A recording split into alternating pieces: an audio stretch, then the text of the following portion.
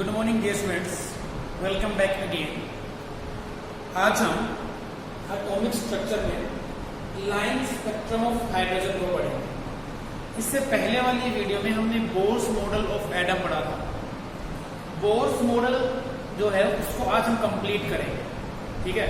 Bohr's model of atom जो है वो इसको एक्सप्लेन करता है, लाइन स्पेक्ट्रम ऑफ हाइड्रोजन को एक्सप्लेन करता है, ठीक है। तो आज हम ये पढ़ेंगे। उसके बाद हम बोर्स मॉडल की कुछ लिमिटेशंस पढ़ेंगे कि क्या बोर्स मॉडल ऑफ एटम है वो परफेक्ट मॉडल है किसी भी एटम के बारे में जानने के लिए, या फिर उसके अंदर कुछ खामियां हैं। तो कुछ उसके अंदर जो लिमिटेशंस हैं वो हम पढ़ेंगे। तो चलो, line spectrum of hydrogen heading लगा लीजिएगा, लाइन स्पेक्ट्रम ऑफ हाइड्रोजन। इतना तो आपको याद होगा, प्रीवियस वीडियो में हमने जिक्र किया था कि बोर्स मॉडल ऑफ एटम जो है वो सिंगल इलेक्ट्रॉन जो स्पीसीज है उनके लिए वैलिड है, उनके लिए एप्लीकेबल है। तो अगर यहां इन्होंने क्या कहा, देखो जो लाइन स्पेक्ट्रम ऑफ हाइड्रोजन है ना, इसको हम इमिशन स्पेक्ट्रम भी बोलते हैं। बात करेंगे कि इसको इमिशन स्पेक्ट्रा क्यों कहते हैं, इमिशन स्पेक्ट्रम क्यों कहते हैं, ठीक है। देखो भाई, बोर्ड ने क्या कहा कि एटम जो है उसके पास जो उसके इलेक्ट्रॉन है, अगर मान लो कि एक इलेक्ट्रॉन इस सेकंड सेल में मूव कर रहा है, सेकंड ऑर्बिट में, तो ये सेकंड ऑर्बिट में ही क्या होगा, मूव करता रहेगा, ठीक है। कॉन्टिन्यूअसली इसी के अंदर मूव करता रहेगा। ये नहीं है कि वो टाइम के साथ साथ अपनी एनर्जी को रेडिएट करके यहां आ गया, ठीक है। तो ऐसे क्या होगा, वो धीरे धीरे यहां भी आ जाएगा। ये हमने प्रीवियस वीडियो में पढ़ा था, ऐसा नहीं होने वाला। तो अगर ऐसा नहीं हो रहा तो क्या ये जो इलेक्ट्रॉन है, अगर ये जब तक अपनी एनर्जी को रेडिएट नहीं करेगा, एनर्जी को एमिट नहीं करेगा, जब तक अपनी एनर्जी को ये एमिट नहीं करेगा, तब तक ये एमिशन स्पेक्ट्रा कैसे शो करेगा, है ना। और जो ये लाइन स्पेक्ट्रम ऑफ हाइड्रोजन है, ये क्या है, इसको एमिशन स्पेक्ट्रा भी कहते हैं, है ना। तो इन्होंने कहा पहला पॉइंट कि भाई देखो, किसी भी एक्सटर्नल सोर्स से टेम्परेचर हो सकता है ना, एनर्जी से क्या होता है कि ये एनर्जी को पहले गेन करेंगे, ठीक है। पहले ये होंगे ग्राउंड स्टेट में, ग्राउंड स्टेट में रहेंगे, और ग्राउंड स्टेट से ये एनर्जी को गेन करने के बाद एक्साइटेड स्टेट में जाएंगे। एक्साइटेड स्टेट, ग्राउंड स्टेट में रहेंगे, उसके बाद ये एक्साइटेड स्टेट में जाएंगे। लेकिन जो ये एक्साइटेड स्टेट होती है, इसको हम हायर एनर्जी भी बोल देते ना, बोल सकते हैं कि आपकी एनर्जी हाई होती है। और जो एक्साइटेड स्टेट है, ये क्या होती है, अनस्टेबल होती है। अगर ये स्टेबल भी रहेगी तो बहुत ही कम टाइम के लिए रहेगी ना, मोस्टली क्या रहती है, अनस्टेबल रहती है।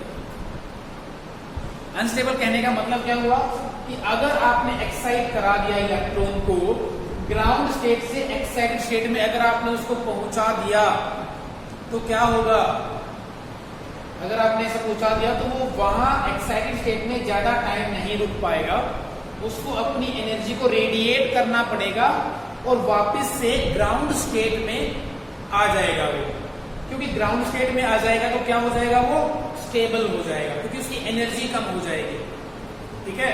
कोई भी ऑब्जेक्ट है वो क्या होता है कि अपनी एनर्जी को मिनिमाइज करना चाहता है। मिनिमम अगर एनर्जी होगी तो मैक्सिमम उसकी स्टेबिलिटी रहेगी। तो सेम यहां पे इलेक्ट्रॉन के साथ होगा, ओके। तो हमने क्या देखा कि ग्राउंड स्टेट से अगर एनर्जी गेन करेगा तो एक्साइटेड स्टेट में जाएगा और वहां से एनर्जी को वो रेडिएट करेगा, ये हमने देखा यहाँ पे। तो चलो, इमिशन स्पेक्ट्रा क्यों कहते हैं, ये बात करेंगे, इसके बारे में बनाएंगे, स्पेक्ट्रा बनाएंगे अच्छे से। लेकिन उससे पहले एक बात देख लो कि की जो एनर्जी होती है वो होती है h इंटू v। पढ़ रखा है हमने। h क्या है? Planck's constant. और ये क्या है? फ्रीक्वेंसी। ये डायरेक्टली प्रोपोर्शनल होगी फ्रीक्वेंसी के। अगर फ्रीक्वेंसी की मल्टीप्लाई प्लैंक्स कांस्टेंट से करा देंगे तो एनर्जी आ जाएगी। अगर मैं कहूं कि मुझे एनर्जी का ना चेंज देखना है, डेल्टा ई, वो भी इसी के इक्वल होगा, एनर्जी तो है ना, अगर चेंज होगा वो भी चेंज को मैं क्या लिख सकता हूँ? E2 minus E1। मैं ज्यादा में से कम बनाएंगे, क्या निकलेगा? h nu. तो क्या निकल के आएगा? E2 minus E1 is equal to h nu निकल के आएगा। ठीक है, तो एक ही बात है, ऐसा लिख सकते हैं इसके बारे में। अब एक बात देखो, अगर हमने बात की कि कोई भी इलेक्ट्रॉन है वो पहले एक्साइटेड स्टेट में जाएगा और एक्साइटेड स्टेट से वो ग्राउंड स्टेट में आएगा। अगर वो एक्साइटेड स्टेट से ग्राउंड स्टेट में आएगा तो वो फोटॉन्स की फॉर्म में क्या करेगा? अपनी एनर्जी को रेडिएट करेगा, या फिर हम रेडिएशन की टर्म में ना, रेडिएशन की फॉर्म में,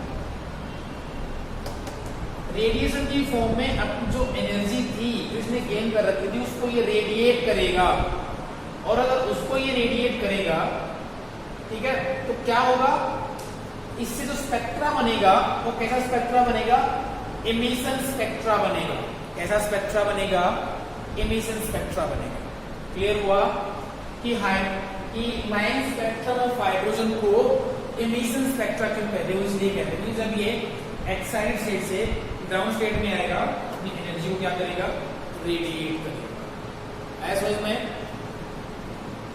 चलो अब लाइन स्पेक्ट्रम के बारे में थोड़ा सा देख लेते हैं। अब देखो हुआ क्या कि बाल्मर नाम के साइंटिस्ट थे, इन्होंने क्या बताया कि अगर मैं n इज इक्वल टू 2 की बात करता हूं, ये ग्राउंड स्टेट ले उसको, और कहा कि अगर यहां कोई ट्रांजिशन हो रही है, ठीक है, अगर सेकंड वाले में कोई आ रहा है अपनी एनर्जी को रेडिएट करके, तो सीधी सी बात है अगर मैं इसको n1 कहता हूं तो n2 की वैल्यू क्या होनी चाहिए? 3, 4, 5, 6 कुछ ऐसी होनी चाहिए। इसको समझ में नहीं आया वो ये देखिए, अगर मैंने कहा कि ये वाली सिचुएशन है, अगर इलेक्ट्रॉन यहां है, उसने यहां कंसीडर किया सेकंड ऑर्बिट, फर्स्ट है, तो अगर वो एनर्जी को रेडिएट करके यहां आया होगा तो यहां से तो रेडिएट करके आ नहीं सकता, क्योंकि अगर यहां से यहां जाएगा तो उसको एनर्जी गेन करनी पड़ेगी। तो हो सकता है कि थर्ड वाले से सेकंड में आया हो सकता है कि फोर्थ वाली से वो आया हो, ऐसे ही हो सकता है कि जो फिफ्थ वाली है उस चीज के अंदर आया हो, और ऐसे ही सिक्स्थ वाली से आया हो।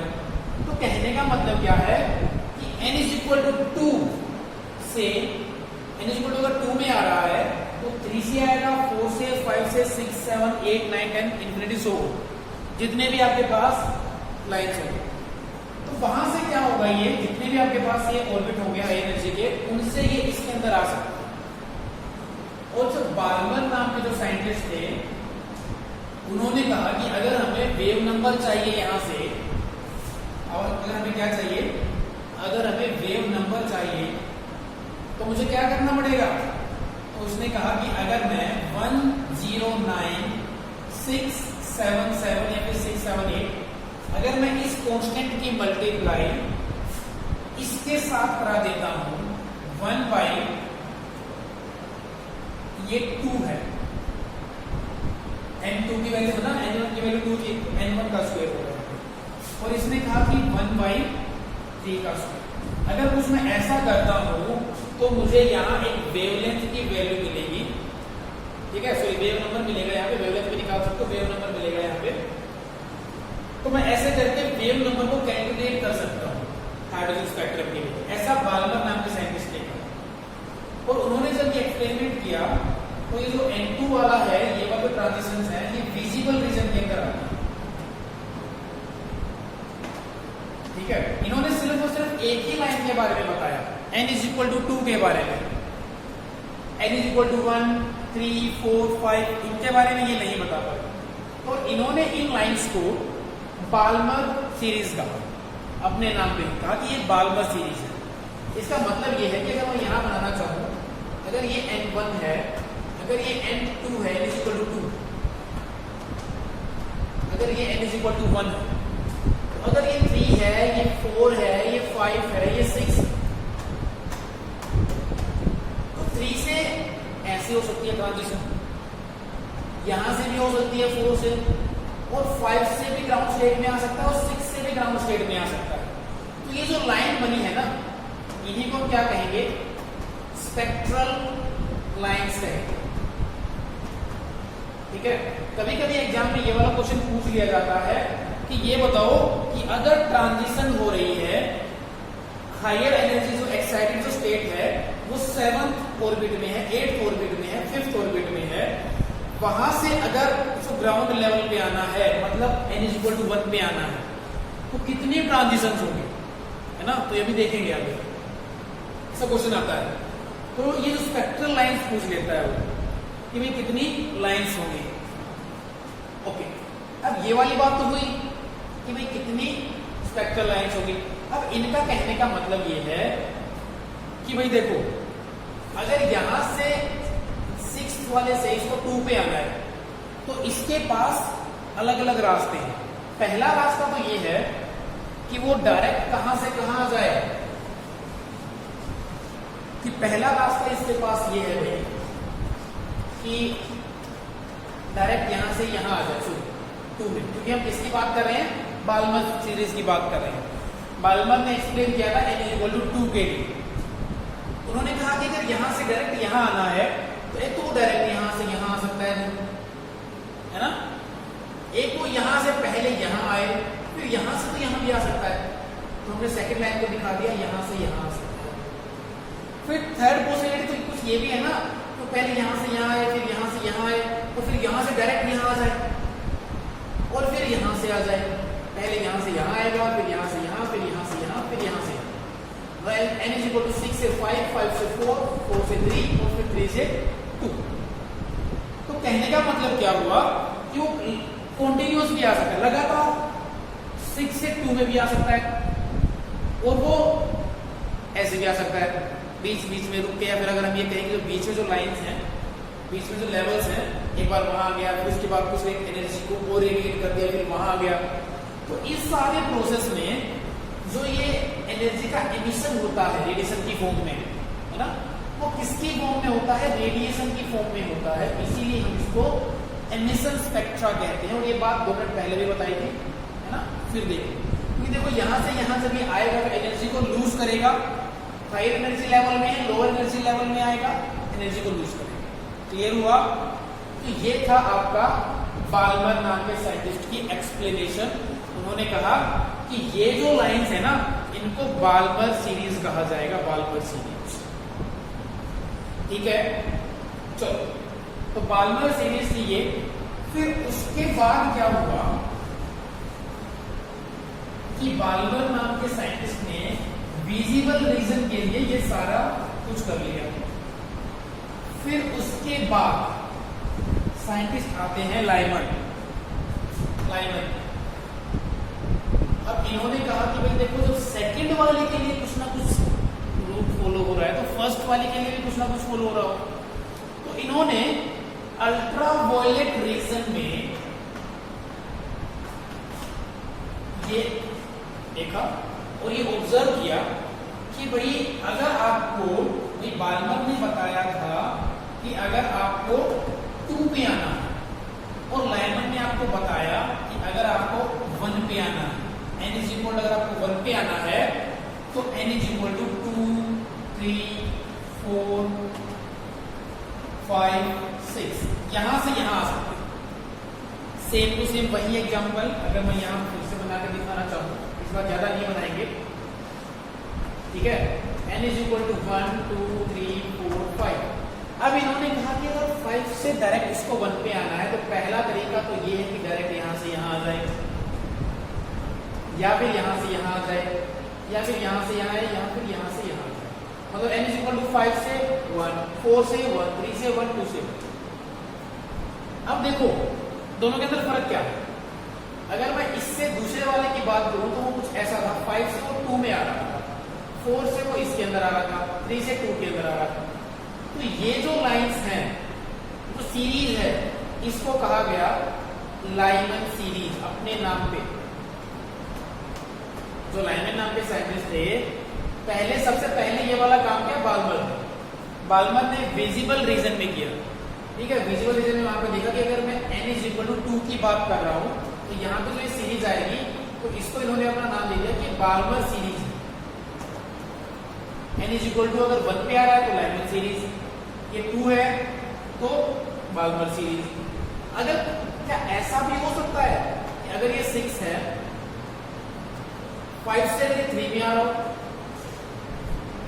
4 से 3 में आ रहा हो, कुछ ऐसा भी तो हो सकता है ना? ऐसा भी तो हो सकता है कि ये 5 से 3 में आ रहा हो, 5 से 4 से 3 में आ रहा हो। तो अगर यहां कुछ ऐसा हो रहा होगा, तो ऐसा जो ये वाला सिस्टम था, ये वाली जो ऑब्जर्वेशन थी, वो किन्होंने देखी? ना तो लाइमन ने देखी, ना बाल्मर ने देखी। तो ये ब्रैकेट नाम के साइंटिस्ट थे, ये ब्रैकेट नाम के साइंटिस्ट थे। इन्होंने ऑब्जर्व किया कि अगर मैं n1 की वैल्यू 3 ले लेता हूं और n2 की वैल्यू मुझे 4, 5, 6, 7 आगे तक ले सकता। तो कहने का मतलब क्या है कि अगर n1 3 है तो 4 से 3 में आ सकता है, 5 से 2 से नहीं आ सकता। अगर 2 से 3 में जाएगा तो इसको एनर्जी एब्जॉर्ब करनी पड़ेगी, और हम यहां बात कर रहे हैं एमिशन की। याद करो, सबसे पहले वीडियो में सबसे पहले स्टार्ट होते ही सबसे पहले एक बात बताई थी कि अगर ट्रांजिशन होगी, अगर मान लो कि एक एटम है, इलेक्ट्रॉन वो क्या करेगा? पहले एनर्जी गेन करेगा, ग्राउंड स्टेट से एक्साइटेड स्टेट में जाएगा, उसके बाद वहां वो स्टेबल नहीं रहेगा, स्टेबल नहीं रहेगा तो वहां से वो डायरेक्ट नीचे आएगा, कुछ ऐसा कुछ। तो 4 to 3, 5 से 3 आ सकता है, 6 से 3 आ सकता है, और 7 to 3 आ सकता है। तो लाइमन नाम के साइंटिस्ट थे, Lyman, Balmer, Paschen, Brackett, sorry Paschen थे ना, हाँ, लाइमन, बाल्मर, पास्चन। 3 के लिए पास्चन, ब्रैकेट 4 के लिए। अगर कहा कि n1 की वैल्यू 4 है तो n2 की वैल्यू क्या होगी? 5, 6, 7, 8 समथिंग कुछ ऐसा। फिर आया P1। इन्होंने क्या कहा कि अगर n की वैल्यू 5 है तो ये n2 की वैल्यू 6, 7, 8 कुछ ऐसे होगी। Lyman, Balmer, Paschen, bracket, P1, ठीक है। n दिया पास्चन नाम के साइंटिस्ट। अब देखो 5 के एक बार नाम लिख लेते हैं, फिर उसके बाद एक बड़ा सा स्पेक्ट्रम बनाएंगे, सभी को एक बार देखने की कोशिश करेंगे। लाइमन लिख रखा है, बाल्मर, पास्चन, ब्रैकेट, P1। 6 वाले भी होती है हम्फ्री, ठीक है, लेकिन हमें P1 तक ही पढ़ लेते हैं, ये मोर देन सफिशिएंट है। क्योंकि देखो ये अलग अलग जो है ना, अब आप कितनी याद रखोगे, कितने साइंटिस्ट के नाम याद रखोगे, है ना। तो यहां से क्या था कि n=1 अगर 1 है और n2 की वैल्यू क्या हो जाएगी? 2, 3, 4, 5 एंड सो ऑन। बाल्मर ने कहा कि अगर n1 की वैल्यू 2 होगी तो n2 की वैल्यू 3, 4, 5, 6, 7 आगे। अगर n1 की वैल्यू यहाँ पे 3 होगी, पास्चन ने कहा, तो n2 की वैल्यू हो जाएगी 4, 5, 6, 7। अगर n1 की वैल्यू 4 होगी, ब्रैकेट ने कहा, तो कहा कि n2 की वैल्यू 5, 6, 7 हो जाएगी।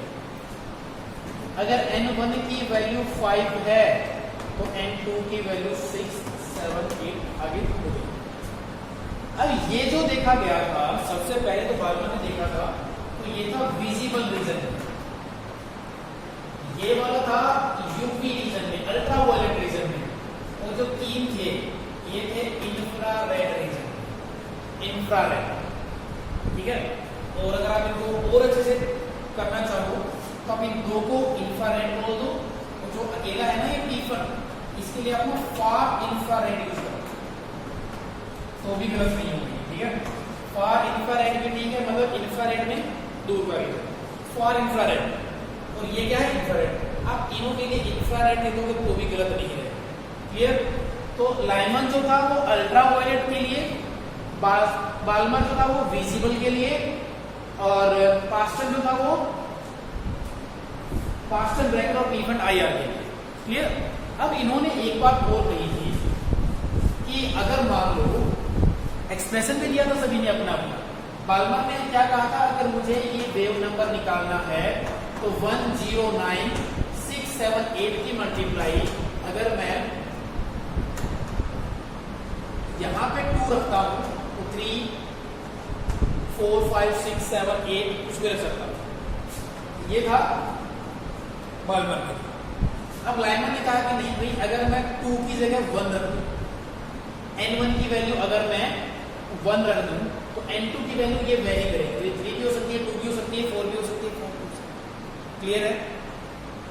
फिर कहा कि अगर मैं पास्टन लूं, अगर यहाँ n की वैल्यू रख दूं मैं 3, n1 की वैल्यू कितनी है 3, तो कहा कि अगर मैं यहाँ पे ये रख दूं और यहाँ पे क्या रखूं, मुझे कम से कम 4 लेना पड़ेगा, 4 5 6 7 8, n2 की वैल्यू ये पुट कर सकता हूं। अगर इन सभी की जो भी हमारे पास आ रहा है तो ब्रैकेट, पास्टर ने क्या कहा कि अगर ये वाले हैं इनकी मल्टीप्लाई मैं इस कांस्टेंट के साथ करता हूं तो मुझे वेव नंबर मिल जाएगा। तो कुछ ऐसे करके P1 ने भी कहा, ब्रैकेट ने भी कहा, ब्रैकेट ने आगे P4 रखा, P1 ने P5 रखा, उससे आगे की वैल्यू रखी। अब हुआ यूं कि ये कुछ सही, ये कितनी सीरीज के लिए आप याद रखोगे इसको, है ना। तो इन सब का सॉल्यूशन निकालने के लिए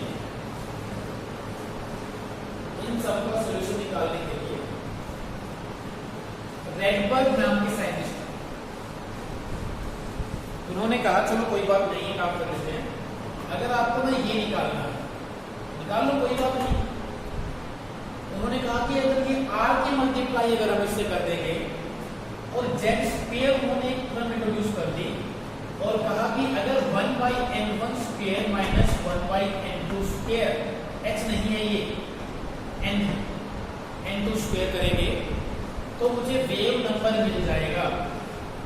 अब देखो उन्होंने कहा कि ये r क्या है, 1/लैम्डा क्या है, 1/लैम्डा क्या है wave number.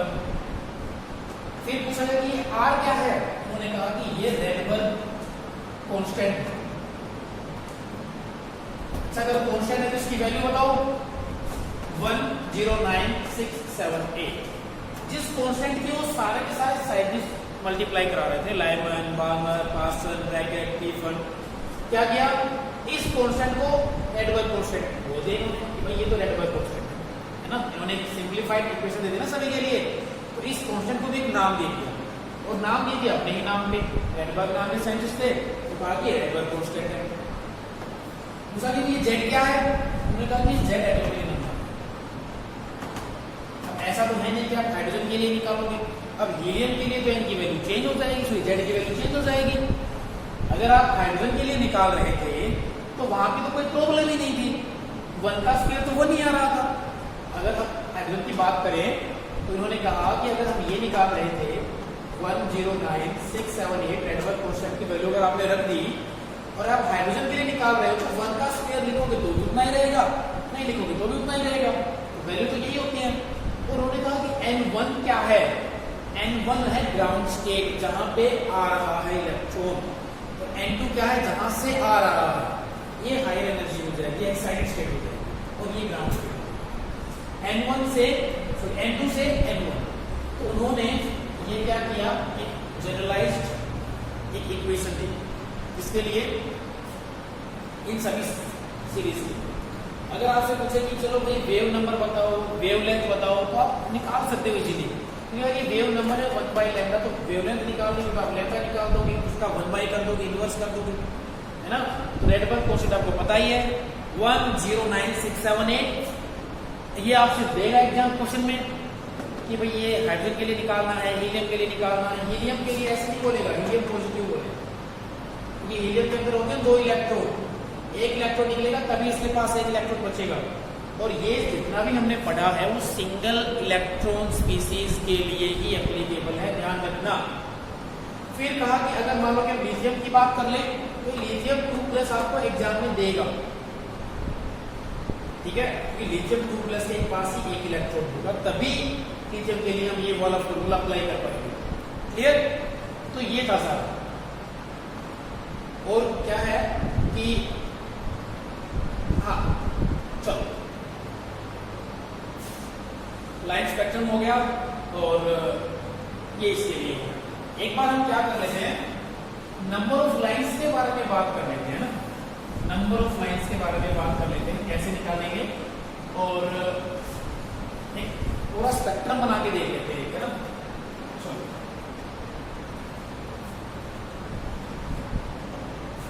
Is equal to 1 2 3 4 5 6 7 8। भाई जब यहां से यहां आएगा, यहां से यहां भी आ सकता है, 7 से 6 से 1 भी आ सकता है, 5 से 1, 4 से 1, 3 से 1 और 2 से 1। तो ये क्या है, लाइन इन सीरीज। समझ में आया? ये डायरेक्ट यहां से यहां भी आ सकता है, यहां 7 से 6 में, 6 से 5 में, 5 से डायरेक्ट यहां हो सकता है, ऐसे करके दिखाया गया। समझ गए होंगे? अगर मैं n=2 की बात करता हूं तो यहां से यहीं तक आएगा, ये 2 तक, फिर यहां से यहां आ सकता है, फिर ये 6 से 2 में आ सकता है, 5 से 2 में आ सकता है, 4 से 2 में और 3 से 2 में। इसको क्या कहेंगे, Balmer liner series, Balmer series. अगर यहां से ये 3 में आ रहा है, 7 से 3 में, 6 से 3 में, 5 से 3 में, 4 से 3 में, इसको क्या कहेंगे, Paschen. Lyman, Balmer, Paschen, Brackett. यहां से ये 4 में आ रहा है, 8 से 4 में, 7 से 4 में, 6 से 4 में, 5 से 4 में, तो ये क्या हो जाएगी, ब्रैकेट। यहां से अगर ये 5 में आ रहा है, 8 से 5 में, 7 से 5 में, 6 से 5 में, ये क्या हो जाएगा, P1। ये जो तीनों हैं ये आएंगे आपके इंफ्रारेड रेंज, ये इंफ्रारेड, ये हो जाएगा आपका विजिबल, और ये वाला हो जाएगा आपका यूवी। ये यूवी के लिए, ये विजिबल के लिए, ये इंफ्रारेड के लिए। ठीक है, ठीक है भाई, ये थी Lyman series, Balmer, Paschen, Brackett, P1। अगर आप हम्फ्रे देखना होगा तो क्या हो जाएगा, वो 6 में आएगा, यहां से यहां, यहां से ये हम्फ्रे हो जाएगा। ठीक है, लेकिन हम इसके बारे में नहीं करते, इतना बोले समझिए। अगर क्वेश्चन पूछेगा n की वैल्यू देखिए, सीरीज ही पूछ सकता है, तो आप ये भी इजीली बता सकते हैं। ठीक है, चलो आगे समझ में। ये था हमारा लाइन स्पेक्ट्रम ऑफ हाइड्रोजन। अलग अलग साइंटिस्ट थे, उन्होंने अलग अलग इसको स्टडी किया और ये बना। चलो इसके बाद अभी हम पढ़ेंगे बोर्स मॉडल जो था, क्या वो परफेक्ट था? ठीक है, क्या क्या उसकी लिमिटेशंस थी, अभी हम लिमिटेशंस देख लेते हैं। उसकी अच्छाइयों को हमने देख ली, कुछ बुराइयां भी देख लेते हैं कि क्या क्या इसके अंदर बुराइयां हैं, है ना। लिमिटेशंस हेडिंग में लगाइए, लिमिटेशंस।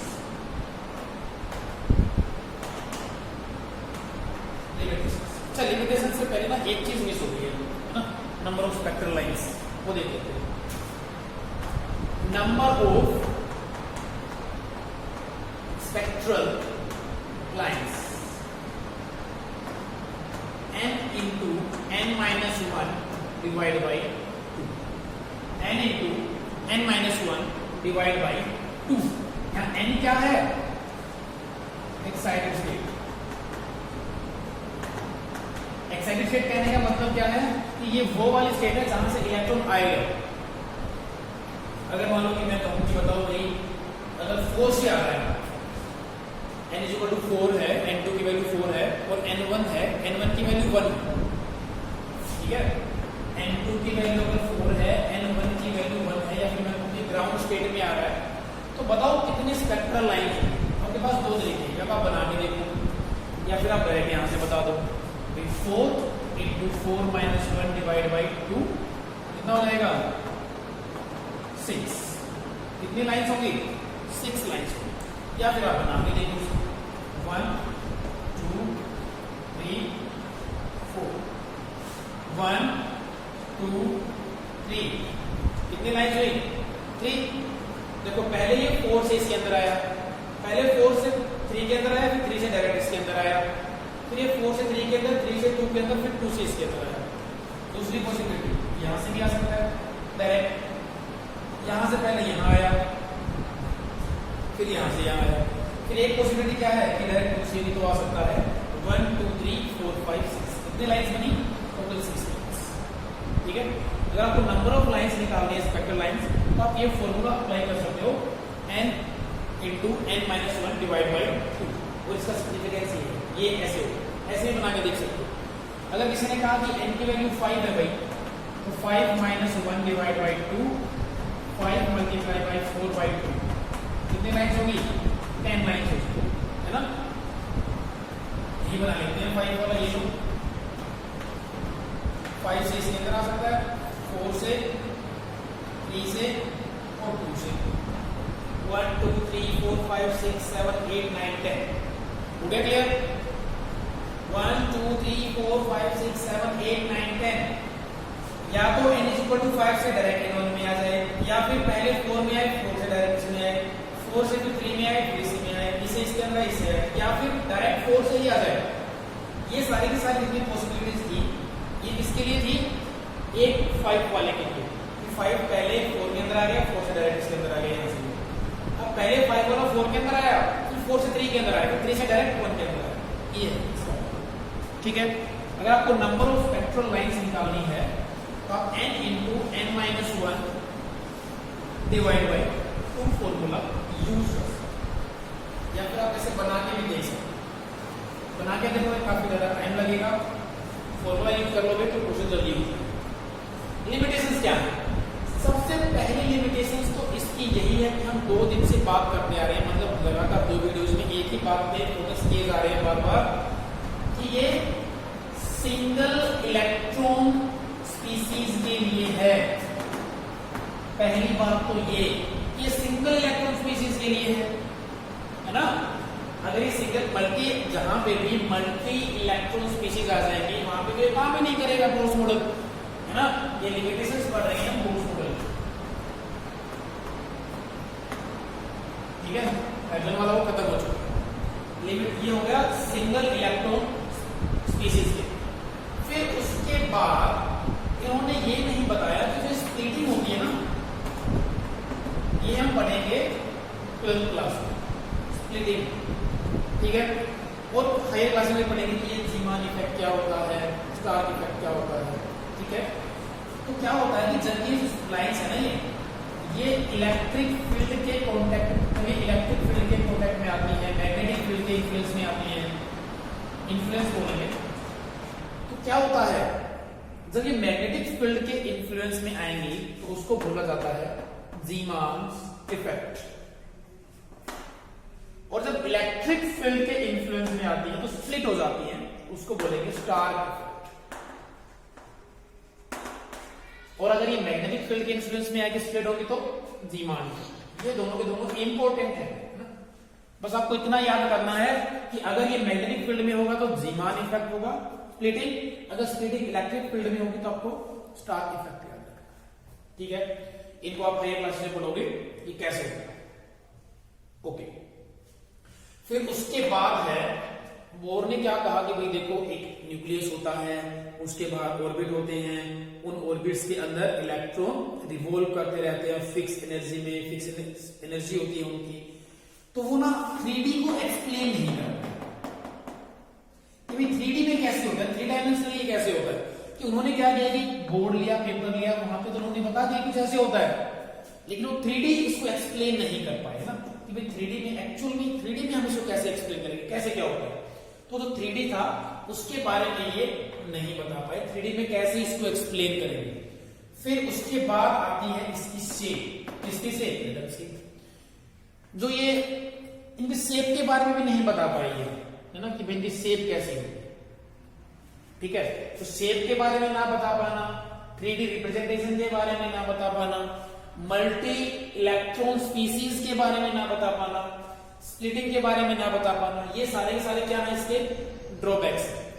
और एक हम आगे पढ़ेंगे, नेक्स्ट टॉपिक हमारा डी ब्रोगली हाइपोथेसिस और हेसनबर्ग अनसर्टेनिटी प्रिंसिपल, वो हम आगे पढ़ेंगे। तो ये उनको भी एक्सप्लेन नहीं कर पाया कि क्या है, तो वो आगे पढ़ेंगे हम, ये हेसनबर्ग अनसर्टेनिटी प्रिंसिपल क्या है और डी ब्रोगली हाइपोथेसिस क्या है। तो ये क्या थी, इसकी लिमिटेशंस थी कि ये सिंगल इलेक्ट्रॉन स्पीसीज के लिए है, स्प्लिटिंग को एक्सप्लेन नहीं कर पाया, इलेक्ट्रिक फील्ड में और मैग्नेटिक फील्ड के इन्फ्लुएंस में जो स्प्लिटिंग होती है, याद रखोगे मैग्नेटिक फील्ड के इन्फ्लुएंस में जो स्प्लिटिंग होगी उसको हम कहेंगे जीमान इफेक्ट, और इलेक्ट्रिक फील्ड में होगी उसको हम क्या कहेंगे, star effect.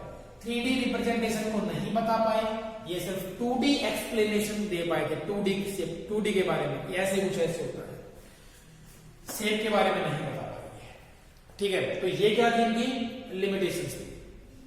Okay well students, ये हमारा आज बोर्स मॉडल ऑफ एटम खत्म हुआ और हमने हाइड्रोजन स्पेक्ट्रम को भी पढ़ लिया, स्पेक्ट्रल लाइंस निकालना सीख लिया। आई होप ये समझ में आ गया होगा पूरा। ओके, थैंक यू स्टूडेंट्स, अच्छे से मन लगा के पढ़ते रहिएगा। Thank you for watching.